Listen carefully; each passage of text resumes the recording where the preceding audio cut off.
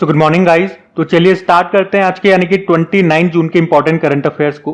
तो इस प्रश्न में आपसे पूछ रहे हैं कि उत्तर प्रदेश का पहला बायोप्लास्टिक पार्क ये किस स्थान पर स्थापित किया जाएगा। तो आंसर होगा लखीमपुर खीरी जिले में।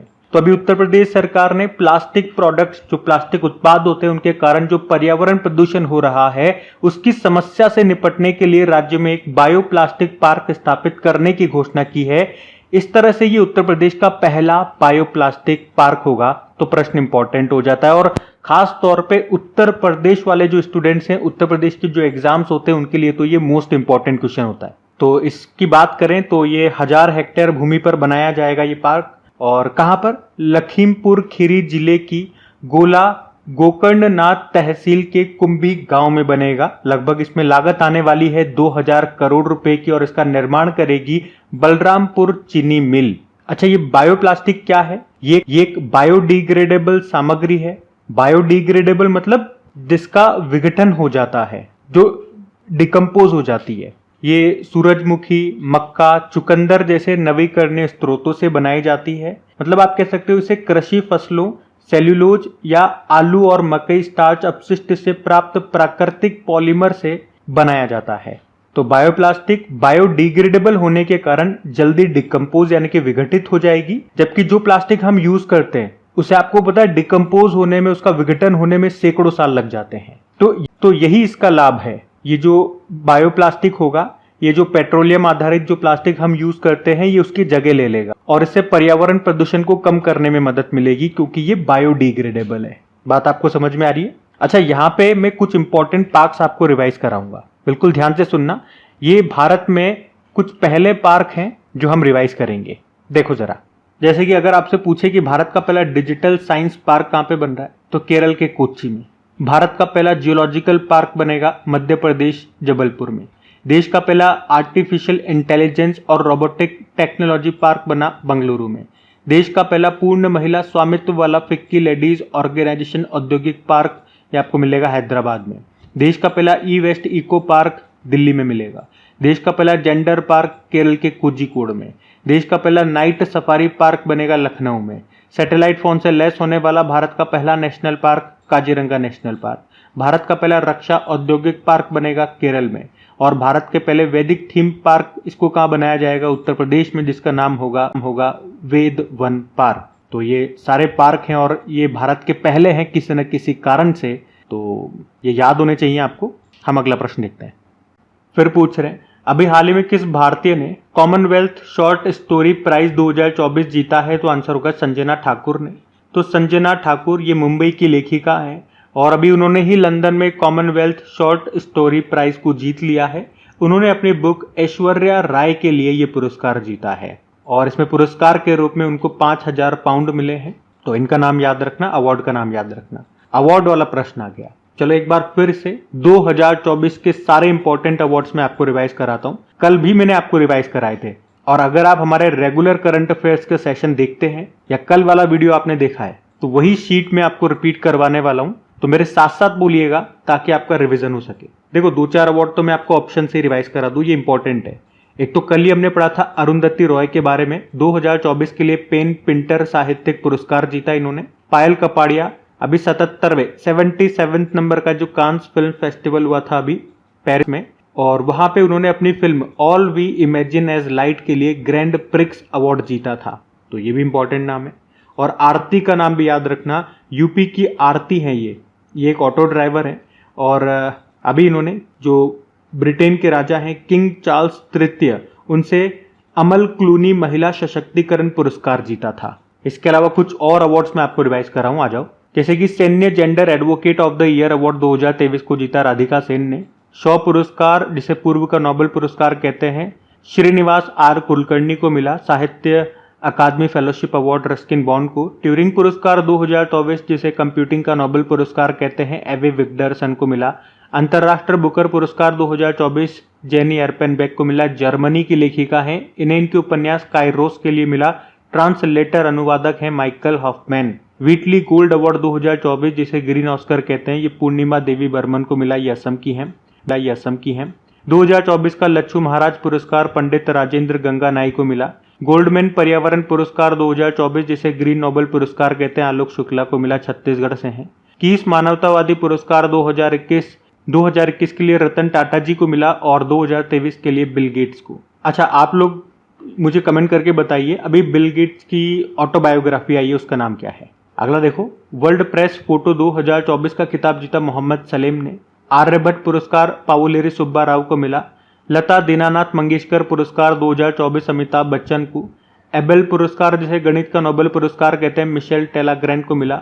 एरास्मस पुरस्कार अमिताभ घोष को मिला और 2024 का प्रित्जकर पुरस्कार जीता रिकेन यामामोटो ने।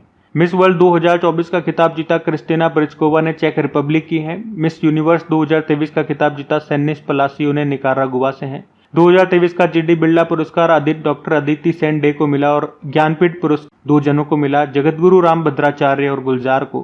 केपीपी नामबियार पुरस्कार जो इसरो के अध्यक्ष हैं एस सोमनाथ को मिला। CK Naidu life time achievement award Ravi Shastri और फारूक इंजीनियर को। असम वैभव सम्मान रंजन गोगोई साहब को मिला। एमएस स्वामीनाथन पुरस्कार बीआर कंबोज को। 2023 का शस्त्र रामानुजन पुरस्कार रोइक सियांग झांग को मिला। साहित्य अकादमी पुरस्कार हिंदी भाषा के लिए मिला संजीव को। मुझे पहचानों के लिए और अंग्रेजी का नीलम शरण गौर को मिला रेक्यूमेन रागा जानकी के लिए। 33वां व्यास सम्मान पुष्पा भारती को मिला यादें यादें और यादें के लिए। 33वां सरस्वती सम्मान प्रभा वर्मा को मिला रुद्र सात्विकम के लिए। और रेमन मैग्सेसे अवार्ड 2023 ये डॉक्टर रवि कन्नन को मिला और V Shantaram life time achievement award Subbaiah Nalla Muthu को मिला और Nelson Mandela life time achievement award Vinod Ganatra को मिला। तो ये 2024 के इंपॉर्टेंट अवार्ड्स हैं और जब भी अवार्ड वाला प्रश्न आएगा तो आप नोटिस करोगे हर बार ये इंपॉर्टेंट अवार्ड्स में आपको रिवाइज करवाता हूँ। तो इस तरह से धीरे धीरे बार बार आप रिपीट रिवाइज करते रहोगे तो ये आपको याद हो जाएंगे। जो मोस्ट इंपॉर्टेंट है वो तो मैं आपको इसी सेशन में याद करवा देता हूँ। इसके अलावा और भी बहुत सारे अवार्ड्स हैं, ऐसा नहीं है यही हैं, और भी बहुत सारे अवार्ड्स हैं जो इनसे थोड़े कम इंपॉर्टेंट लगते हैं। तो उन सारों को तो एक साथ मैं यहाँ पे रिपीट नहीं करवा सकता हूँ, आप भी समझते हैं। लेकिन उनके लिए क्या कहूँ कि आप लोगों के लिए एक टॉपिक वाइज सीरीज हमने स्टार्ट की है जिसमें 2024 के शुरुआत के 6 महीने यानी कि जनवरी से लेकर जून तक के जो भी टॉपिक वाइज करंट अफेयर्स हैं वो मैं आपके लिए लेकर के आ रहा हूँ। अभी तक 2 टॉपिक हमने कवर कर लिए, युद्ध अभ्यास मिलिट्री एक्सरसाइज और बुक्स एंड ऑथर लेखक व पुस्तकें। लेखक व पुस्तकें वाला जो टॉपिक वाला वीडियो है वो कल आ चुका है शाम को। बहुत सारे स्टूडेंट ने अभी नहीं देखा होगा तो वो पहले आप जाकर के देख लेना। 2-3 दिन में एक नया टॉपिक और लेकर के आ रहा हूँ, तब तक आप इनको कवर करते हुए चलो। वीडियो सेक्शन में आपको मिल जाएगा। और अगर पहली बार क्रिक एग्जाम चैनल पे हैं या क्रिक एग्जाम चैनल को आपने सब्सक्राइब नहीं कर रखा है तो प्लीज सब्सक्राइब कर लेना। आप ही लोगों के लिए बोल रहा हूँ। सब्सक्राइब करने के बाद बेल आइकन को प्रेस करके ऑल नोटिफिकेशन को सेट कर लेना, क्योंकि वीडियोज आएंगे आपको पता नहीं चलेगा, नोटिफिकेशन तभी मिलेगा। फिर भी अगर नोटिफिकेशन नहीं मिलता ना तो टेलीग्राम को ज्वाइन कर लो। क्रिक एग्जाम के नाम से टेलीग्राम है, डायरेक्ट सर्च मारोगे शायद नहीं मिलेगा, तो लिंक डिस्क्रिप्शन में मैंने दे दिया है, उस पर क्लिक करोगे डायरेक्ट वहां चले जाओगे, ज्वाइन कर लो। फिर जब भी वीडियो आएगा उसका नोटिफिकेशन सबसे पहले आप ही को मिलेगा ताकि आपसे कोई इंपॉर्टेंट वीडियो मिस न हो, इसी के लिए है। बाकी अगला जो टॉपिक है 2-3 दिन में आपको मिल जाएगा। 2-3 दिन इसलिए बोल रहा हूँ क्योंकि समय लगता है, देखो बहुत मेहनत लगती है इनको बनाने में, और मेरे पास दूसरे बड़े चैनल्स की तरह कोई टीम वगैरह तो है नहीं, सारा काम मुझे ही करना पड़ता है, तो समय मुझे ज़्यादा लगता है, मेहनत ज़्यादा लगती है। और मेहनत अच्छी लगती है अगर आप लोगों को तो प्लीज़ सपोर्ट ज़रूर करें। इन सेशंस को लाइक करके दोस्तों के साथ में स्टडी ग्रुप में एक बार प्लीज़ शेयर ज़रूर कर देना। अगर इन वीडियोस से आपको हेल्प मिलती है तो इनकी हेल्प ज़रूर करना। चलो फिर अभी अगला प्रश्न देखते हैं। फिर पूछ रहे हैं कि अभी हाल ही में राष्ट्रीय सांख्यिकी दिवस कब मनाया गया, तो आंसर होगा 29 जून को। हर साल भारत में 29 जून को नेशनल स्टैटिस्टिक डे के रूप में मनाया जाता है। क्यों मनाते हैं 29 जून को ही, तो जो भारत में प्रोफेसर पीसी महालनोबिस, पीसी मतलब प्रशांत चंद्र महालनोबिस थे, उनकी जयंती होती है 29 जून को ही। पहली बार इस दिन को 2007 में मनाया गया था। ये भारत में हम मना रहे हैं राष्ट्रीय सांख्यिकी दिवस, एक पूरे विश्व में भी होता है विश्व सांख्यिकी दिवस, वर्ल्ड स्टैटिस्टिक डे। हर 5 साल में होता है वो, 20 अक्टूबर को मनाया जाता है वो। और यहाँ पे हम बात कर रहे हैं राष्ट्रीय सांख्यिकी दिवस की, तो इस बार इसका 18वां संस्करण है। थीम क्या है, थीम इंपॉर्टेंट है, निर्णय लेने के लिए डेटा का उपयोग, use of data for decision making. बाकी पीसी महालनोबिस जी से भी कुछ पॉइंट्स मैं आपको एक बार बताऊं जो इंपॉर्टेंट है। जैसे कि इनका जन्म कोलकाता में हुआ था और उन्होंने ही कोलकाता में राष्ट्रीय सांख्यिकी संस्थान की स्थापना की थी। फिर उन्होंने सेंट्रल स्टैटिस्टिकल ऑर्गेनाइजेशन की भी स्थापना की थी। और जो भारत की दूसरी पंचवर्षीय योजना है ना 1956 से 61 तक, वो पीसी महालनोबिस के मॉडल पर ही आधारित है। उन्हें 1968 में भारत का दूसरा सर्वोच्च नागरिक सम्मान पद्म विभूषण भी मिल चुका है। उन्हें भारतीय सांख्यिकी का जनक भी कहा जाता है। और सांख्यिकी से एक और प्रश्न आपको याद दिला रहा हूं, पिछले साल ही यानी कि 2023 में ही सांख्यिकी का जो अंतरराष्ट्रीय पुरस्कार होता है, जिसे सांख्यिकी का नोबेल पुरस्कार भी कहा जाता है, वो किसे मिला था? वो एक भारतीय अमेरिकी को मिला था। आप में से कोई बता पाएंगे उनका नाम क्या है? तो आंसर होगा CR राव। ये जरूर याद रखना। चलो वैसे डे वाला प्रश्न है, आपको जून के एक बार फिर से सारे इंपॉर्टेंट जो डेज हैं वो रिवाइज करवाता हूँ, मेरे साथ साथ बोलने की कोशिश करना। तो 1 जून को विश्व दूध दिवस था, 2 जून को तेलंगाना का स्थापना दिवस, 3 जून को विश्व साइकिल दिवस, 5 जून को विश्व पर्यावरण दिवस, 7 जून को विश्व खाद्य सुरक्षा दिवस, 8 जून को विश्व महासागर दिवस, 8 जून को ही वर्ल्ड ब्रेन ट्यूमर डे, 9 जून को अंतर्राष्ट्रीय अभिलेखागार दिवस, 9 जून को विश्व प्रत्यायन दिवस, 11 जून को अंतर्राष्ट्रीय खेल दिवस यानी international day of play, important mark करना, पहली बार मनाया। 12 जून को बाल श्रम के खिलाफ विश्व दिवस, 13 जून को अंतर्राष्ट्रीय रंगहीनता जागरूकता दिवस, 14 जून को विश्व रक्तदाता दिवस, 15 जून को विश्व बुजुर्ग दुर्व्यवहार दिवस, 15 जून को वर्ल्ड विंड डे, 16 जून को अंतर्राष्ट्रीय परिवार परीक्षण दिवस, 17 जून को विश्व मरुस्थलीकरण और सूखा रोकथाम दिवस, 19 जून को विश्व सिकल सेल एनीमिया दिवस, 20 जून को वर्ल्ड रेफ्यूजी डे, 21 जून को अंतर्राष्ट्रीय योगा दिवस, वर्ल्ड म्यूजिक डे और वर्ल्ड हाइड्रोग्राफी डे, और 23 जून को संयुक्त राष्ट्र लोक सेवा दिवस। अच्छा, यहाँ पे तो मैंने आपको 23 जून तक के इंपॉर्टेंट डेज रिवाइज करा दिए। इसके बाद भी 2-3 दिवस हम मना चुके हैं, वो आप लोग लिखेंगे कमेंट बॉक्स में कौन कौन से डेज हैं वो। ये आपका होमवर्क प्रश्न हो गया आज का, ठीक है। चलो फिर अगला प्रश्न देखते हैं फटाफट। फिर आपसे पूछ रहे हैं, अभी हाल ही में महिला टेस्ट क्रिकेट का सबसे तेज दोहरा शतक लगाने वाली क्रिकेटर कौन बन गई है? तो आंसर होगा शेफाली वर्मा। तो अभी भारतीय महिला क्रिकेट टीम और साउथ अफ्रीका महिला क्रिकेट टीम के बीच में टेस्ट मैच चल रहा था, और वहीं पे जो भारतीय सलामी बल्लेबाज हैं शेफाली वर्मा, उन्होंने वुमेन्स टेस्ट क्रिकेट इतिहास का सबसे तेज दोहरा शतक जड़ दिया। उन्होंने 194 गेंदों में दोहरा शतक लगाया। वैसे बता दूं आपको कि वो दूसरी भारतीय महिला क्रिकेटर हैं जिन्होंने टेस्ट क्रिकेट में दोहरा शतक लगाया हो। तो फिर पहली कौन थी? पहली मिताली राज थी, लेकिन सबसे तेज दोहरा शतक तो इन्हीं के नाम है। अंतर समझ में आ रहा है ना मैं क्या कह रहा हूं? टेस्ट क्रिकेट में दोहरा शतक यानी कि 200 रन बनाने वाली तो ये दूसरी भारतीय है टेस्ट क्रिकेट में, लेकिन सबसे तेज 200 बनाने वाली ये भारत की ही नहीं पूरी दुनिया की पहली महिला क्रिकेटर बन गई है जिन्होंने टेस्ट क्रिकेट में 200 रन बनाए, दोहरा शतक लगाया। कितने गेंदों में लगाया वो भी मैंने आपको बता दिया, 194। अच्छा, इसी मैच में एक और कारनामा हुआ।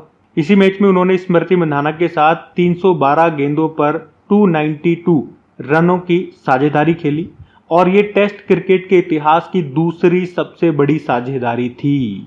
आप लोग ये भी ध्यान रख लो कि शेफाली वर्मा ने टेस्ट क्रिकेट इतिहास में सबसे तेज दोहरा शतक बनाने के लिए ऑस्ट्रेलिया की एनाबेल सदरलैंड का रिकॉर्ड तोड़ा है। आपको याद हो तो एक प्रश्न हमने अभी पढ़ा था कि वनडे में लगातार शतक लगाने वाली पहली भारतीय महिला क्रिकेटर कौन बनी थी? अभी शायद कल या परसों या एक आध दिन पहले ही हमने पढ़ा होगा। आप में से बता सकते हैं इसका उत्तर क्या होगा या कौन है वो? तो आंसर होगा स्मृति मंधाना, याद रखना। बाकी आपको याद ही है। चलो ये प्रश्न मैं आपसे पूछ रहा हूं, अब मैंने अभी एक आध दिन पहले ही आपको बताए थे, तो मैं उम्मीद करूंगा आपको याद होगा। बताओ, अभी जो महिलाओं का IPL हुआ था, वुमेन्स प्रीमियर लीग दूसरा संस्करण हुआ था, किसने जीता, किसे, और जिस टीम ने जीता है उसकी कप्तान कौन है? और ये बताओ कि अभी जो ICC women's T20 world cup होगा वो कहाँ पे होगा, कौन होस्ट कर रहा है? महिलाओं वाला ही पूछ रहा हूं मैं, पुरुषों वाला को तो आपको याद है, अब तो फाइनल भी होने वाला है, वेस्ट इंडीज और अमेरिका में चल रहा है। तो 2 प्रश्न मैंने आपसे पूछे, इनके उत्तर दीजिए। हम अगला प्रश्न देखते हैं। फिर आपसे पूछ रहे हैं अभी जून 2024 में किसे नवरत्न कंपनी का दर्जा दिया गया? तो आंसर होगा Mazagon dock ship builders limited को। तो अभी सार्वजनिक उद्यम विभाग ने Mazagon dock ship builders limited को नवरत्न कंपनी का दर्जा दिया है, और ये है कहां पर? मझगांव डॉक शिप बिल्डर्स, ये आपको मुंबई में मिलेगा। तो अब नवरत्न कंपनी बनने पर मझगांव डॉक को 1000 करोड़ रुपए तक के निवेश के लिए केंद्र सरकार से मंजूरी की आवश्यकता नहीं है, और इन कंपनियों को 1 साल के भीतर अपनी कुल संपत्ति का 30% तक निवेश करने की भी आजादी है। अच्छा, मैं आपको मोटा मोटी बताता हूं कि नवरत्न कंपनी बनने के लिए किसी कंपनी को क्या कंडीशन को फुलफिल करना होगा। जैसे तो अगर कोई भी PSU पब्लिक सेक्टर यूनिट अगर नवरत्न कंपनी बनना चाहती है तो सबसे पहले तो उसे एक मिनी रत्न कंपनी होना चाहिए, क्योंकि सबसे पहले वो मिनी रत्न कंपनी बनेगी, फिर नवरत्न बनेगी और उसके बाद महारत्न कंपनी बनती है, ये आप सबको पता है। और इसके अलावा कंपनी को लगातार 3 सालों तक 5,000 करोड़ रुपए का शुद्ध लाभ दर्ज करना होगा और 3 सालों तक 25,000 करोड़ रुपए से अधिक का औसत वार्षिक कारोबार बनाए रखना होगा।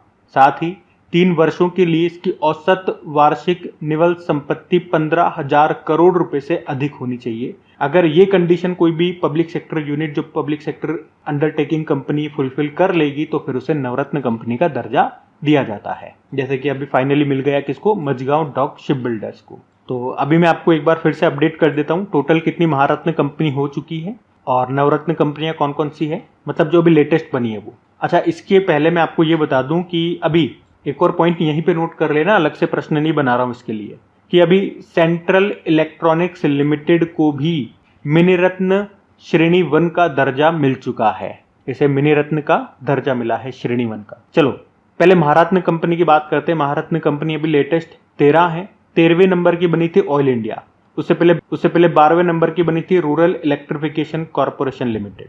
नवरत्न कंपनी में अभी तो लेटेस्ट हमने देखा मझगांव डॉक बन गई है। इससे पहले कौन सी बनी थी, इससे पहले बनी थी IREDA, यानी कि Indian renewable energy development agency limited. तो ये आप ध्यान रख लेना, जो लेटेस्ट थी वो मैंने आपको बता दी है। और ये देख लो, जैसे कि मैंने कहा ना, महारत्न कंपनी टोटल 13 हो गई है। अब ये मत सोचना कि आपने ये नहीं बताया कि नवरत्न कंपनियां कितनी हो गई है, 18 हो गई है, 20 हो गई है। तो ये नंबरिंग आपको याद नहीं रखनी है, क्योंकि ये फिक्स नहीं रहती है, क्योंकि नवरत्न कंपनी बढ़ भी जाती है और घट भी जाती है। अब पूछोगे ये कैसे, देखो कोई भी मिनी रत्न की कंपनी जब नवरत्न कंपनी बनेगी तो नवरत्न कंपनी की लिस्ट बढ़ेगी। जैसे 18 होगी तो 19 हो जाएगी, 19 पहले से होगी तो 20 हो जाएगी, ठीक है। लेकिन अगर जब कोई कंपनी महारत्न कंपनी बनेगी तो कौन सी कंपनी बनेगी, जो पहले से नवरत्न कंपनी है, तो उस कंडीशन में नवरत्न कंपनियों की संख्या कम हो जाएगी। तो ये बढ़ती घटती रहती है, तो इसलिए नंबरिंग ध्यान मत दो। नंबरिंग ध्यान देनी है तो फिर महारत्न कंपनी की ध्यान दे लो। बात आपको समझ में आ रही है? चलो फिर अगला प्रश्न देखते हैं। तो अगला प्रश्न पूछ रहे हैं कि अभी मुख्यमंत्री माझी लड़की बहन योजना को किस राज्य ने शुरू किया, तो आंसर होगा महाराष्ट्र। तो अभी जो महाराष्ट्र के उप मुख्यमंत्री और वित्त मंत्री हैं अजीत पवार, उन्होंने महिलाओं के लिए ये मुख्यमंत्री माझी लड़की बहन योजना को शुरू किया है। क्या होगा इस योजना में, तो अगर कोई महिला 21 से लेकर 60 वर्ष की आयु तक की है तो ऐसी सभी महिलाओं को 1500 रुपए हर महीने वित्तीय सहायता दी जाएगी इस योजना के अंतर्गत। इसके लिए राज्य सरकार ने 46,000 करोड़ रुपए आवंटित किए हैं। आपको याद हो तो पिछले साल भी महाराष्ट्र सरकार ने एक इसी प्रकार की एक योजना चलाई थी, लेक लड़की योजना। यह है मुख्यमंत्री माझी लड़की बहन योजना। अच्छा, इसके अलावा महाराष्ट्र सरकार ने मुख्यमंत्री अन्न छत्र योजना के तहत हर साल 5 सदस्यों वाले परिवारों को 3 सिलेंडर मुफ्त देने की भी बात कही है और दूध उत्पादक किसानों को 5 रुपए प्रति लीटर बोनस देना भी जारी रखेगी, ये भी उन्होंने कहा है। अच्छा, जब मैं आपको बात करता हूं कि महिलाओं को हर महीने इतने रुपए दिए जाएंगे, तो इसी तरह से आप कुछ योजनाएं आपको और मैं रिवाइज करवाता हूं। ये जो योजनाओं का ट्रेंड चला है ना कि महिलाओं को हर महीने इतने रुपए फ्री दिए जाएंगे, ये ट्रेंड याद है आपको, मध्य प्रदेश के कारण चला है। सबसे पहले उसी ने कारनामा किया था। ये मध्य प्रदेश ने चलाई थी लाडली बहनी योजना, लाडली बहना योजना। उसमें पहले तो 1000 रुपए दिए जाते थे, अभी उसे बढ़ा के 1250 रुपए कर दिए हर महीने।